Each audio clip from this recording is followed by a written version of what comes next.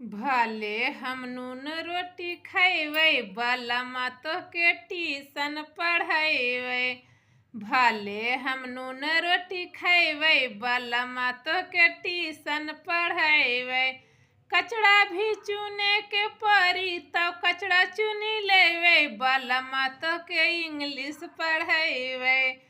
कचड़ा भी बिन्हे के परी त कचड़ा बिन्ही लेबै बलमा तोहके इंग्लिश पढ़ैबै।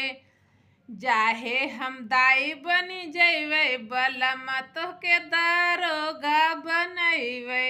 जाहे हम दाई बनी जैबै बलमा तोहके दारोगा बनैबै।